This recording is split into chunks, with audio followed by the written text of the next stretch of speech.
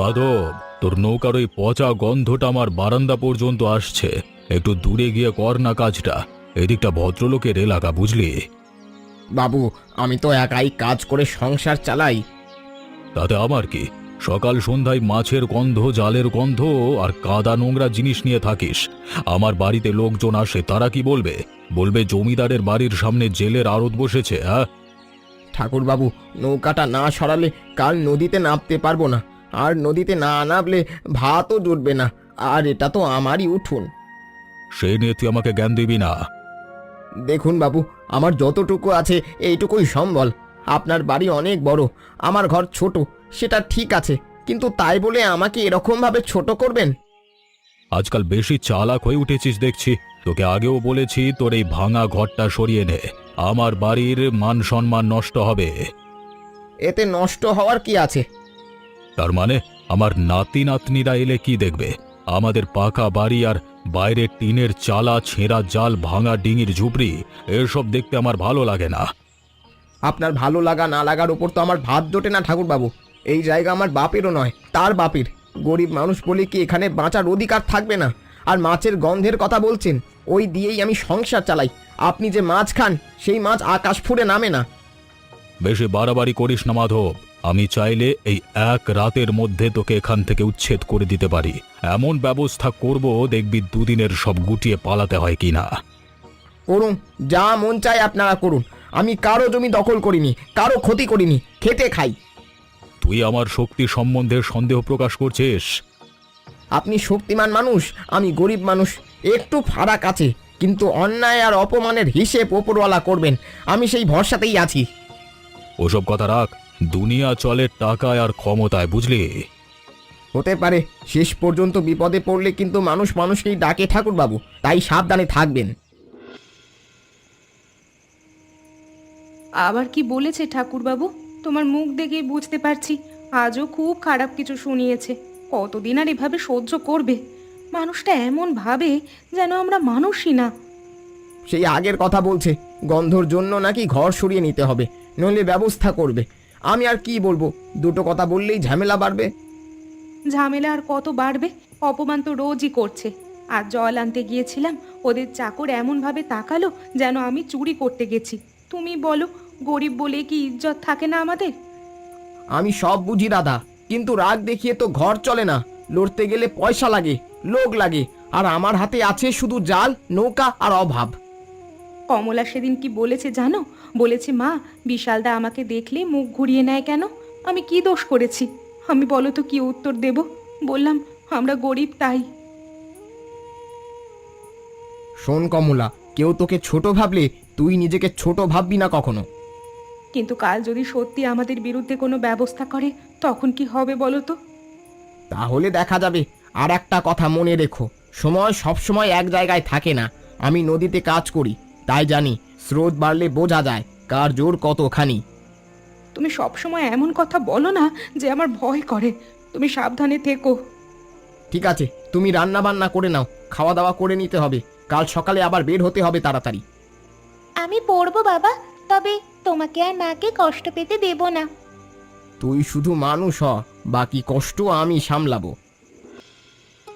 শোনো, ওই মাধবের বউটা আজ আমাকে দেখে নমস্কার করলো, কি ভদ্রভাবে কথা বললো।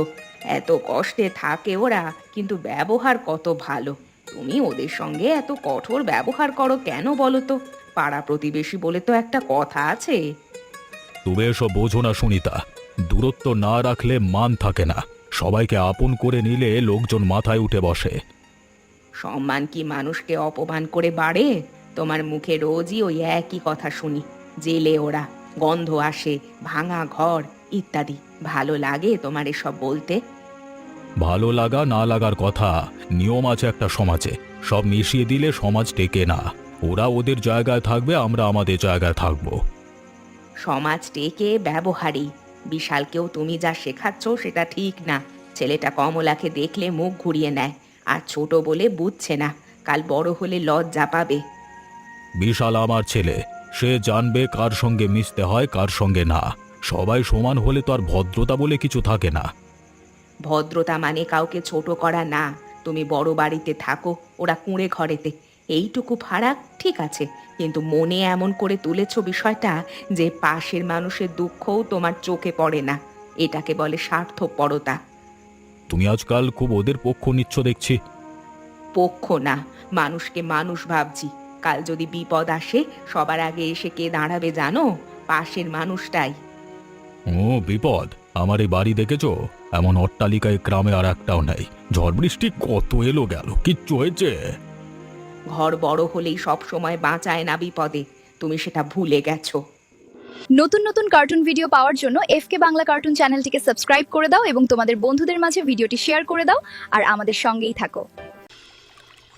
বাবা, আকাশটা কেমন কালো হয়ে যাচ্ছে দেখেছো? নদীর জলও যেন অন্যরকম লাগছে। জলে এত টান, কিন্তু আমার ভালো লাগছে না। গতবারের বন্যার আগে এমনই হয়েছিল না?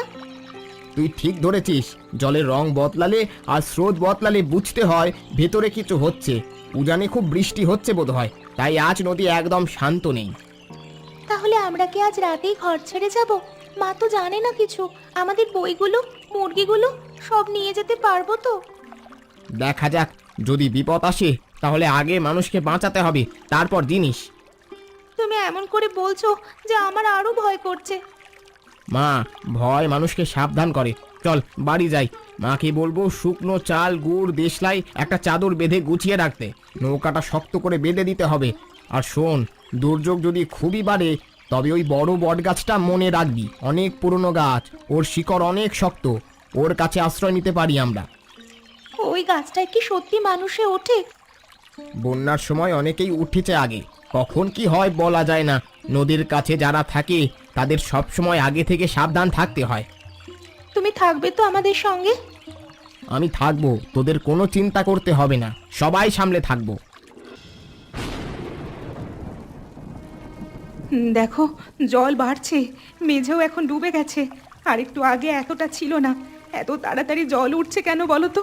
আমার যে ভয় করছে। আর সময় নেই, আমি বাইরে দেখে এলাম, নদী পার ভেঙে জল ঢুকছে হুড়হুড় করে। এই ঘরে থাকলে ফাঁদে পড়বো, এক্ষুনি বার হতে হবে। যা শুকনো জিনিস আছে গুছিয়ে নাও। কি নেব? চাল, কাপড় নেব নাকি কমলাকে নিয়ে শুধু বেরোবো? মাথা কাজ করছে না আমার। ওদিকে মুরগিগুলো ভয় পাচ্ছে, ওদের কি হবে গো? সব নিতে গেলে কেউ বেরোতে পারবো না। একটু চাল, একটু গুড়, দেশলাই, কমলার বই থেকে একটা খাতা যদি হাতে পারো নিয়ে নাও, বাকি ছেড়ে দাও। মুরগি, হাঁড়ি, খাট সব থাক, প্রাণ নিয়ে বেরোতে পারলে আবার সব জোগাড় হবে। বাবা, আমি হাঁটতে পারবো, তুমি মাকে ধরো। না, তুই আমার কাঁধে উঠবি। স্রোত কেমন আছে জানিস না। রাধা, তুমি আমার কোমর শক্ত করে ধরে থাকবে, মাঝপথে হাত ছাড়বে না, যাই হোক না কেন। অন্ধকারে বট গাছটা দেখা যাবে তো যদি পথ হারে? আমি পথ চিনি, এই গ্রামের জল কেমন ওঠে, কোন দিকে আগে ডোবে সব আমার জানা। আর শোনো, ভয় পেলে চুপ করে থাকবি না। চুপ করে থাকলে কি করে বুঝবো যে তুই ঠিক আছিস? ঠাকুর বাবুদের কি হবে? ওদের দালান কি টিকবে এই স্রোতে? এখন ওদের কথা ভাবার সময় নেই, পাকা ঘরও জলের তলায় চলে যাবে। যে যার মতো বাঁচার চেষ্টা করবে। চল, আর একটু দেরি নয়। মা, তুমি কাঁদছো? না রে, চল, বাবার হাতটা শক্ত করে ধর।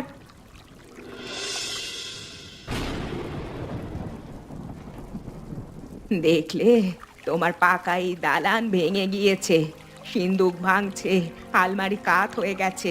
এতদিন বলেছিলে এই বাড়িতে নাকি কিছুতেই কিছু হবে না, এখন বলো কি বলবে? আমি বুঝতেই পারিনি জল এতটা উঠবে, এমন তো কখনো হয়নি। সব শেষ হয়ে যাচ্ছে চোখের সামনে, আমার মাথা কাজ করছে না।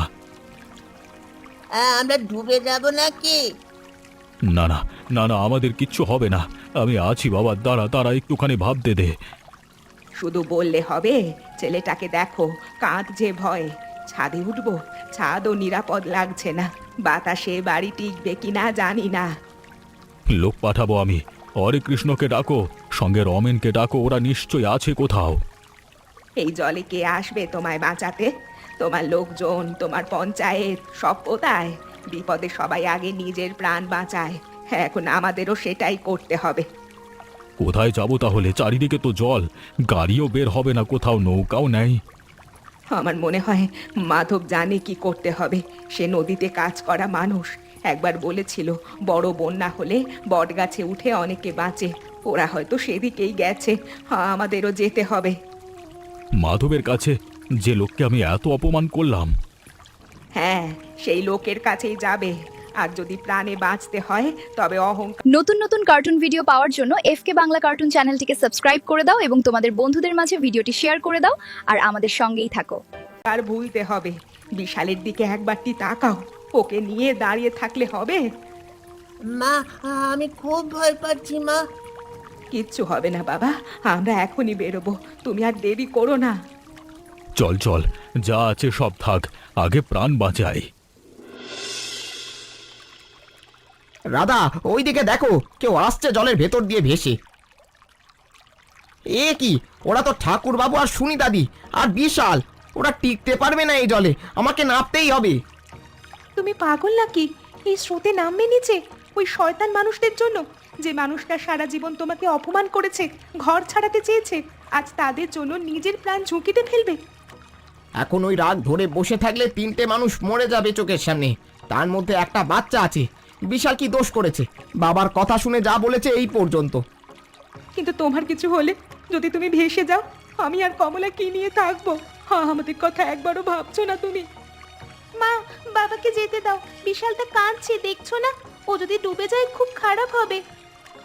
তুই চুপ কর কমলা, তোর বাবার জীবনের দাম কি কম? আমার দাম তোমাদের কাছে যত, ওদের প্রাণের মূল্য ওদের কাছে তত। দড়িটা দাও। ওপরওয়ালা তোমার মাথায় কি দিয়েছেন কে জানে, যে মারলো এতদিন আমাদের, আজ তাকেই বাঁচাতে ছুটছো। মারেনি রাধা, অপমান করেছে। আমি যদি চুপচাপ বসে থাকি এখন সেই সব ভেবে, পরে নিজের খুব খারাপ হবে। তুমি শুধু দড়িটা শক্ত করে বাঁধো। আচ্ছা যাও, কিন্তু সাবধানে যাবে, সব দায় একা মাথায় নিও না। আমি দেখে নেব। কমলা, মাকে ধরে থাকিস, আমি না ফেরা পর্যন্ত নড়াচড়া করবি না। মাধব, তুই তুই আমাদের জন্য নেমে এসেছিস। আমি তো ভাবিনি যে তুই এটা করবি আমাদের জন্য।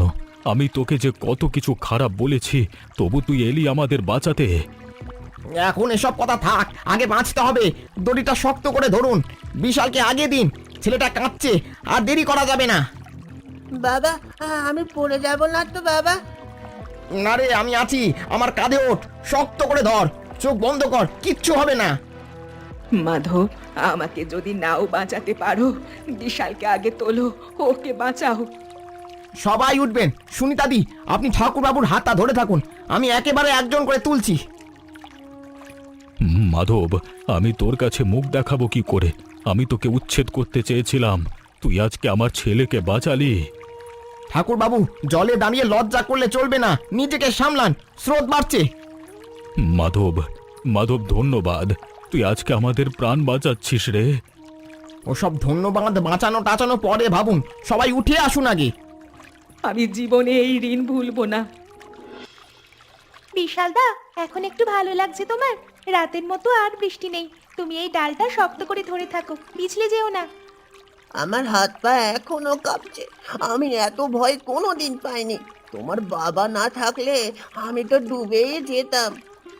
বাবা পারে, কারণ সে ছোটবেলা থেকে নদীতে আছে। তুমি ভয় পেও না, আমরা সবাই আছি। কমলা, একটা কথা বলবো?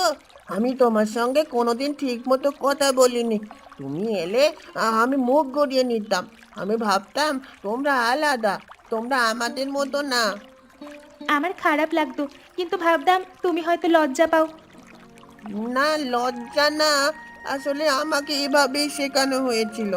বাবা বলতো দূরত্ব রাখতে হয়, আমি তাই করতাম। কিন্তু আজ রাতে বিপদে যখন আমাদের বাড়ির কেউ এলো না, তোমার বাবা এলো, তখন খুব লজ্জা লাগছিল আমার।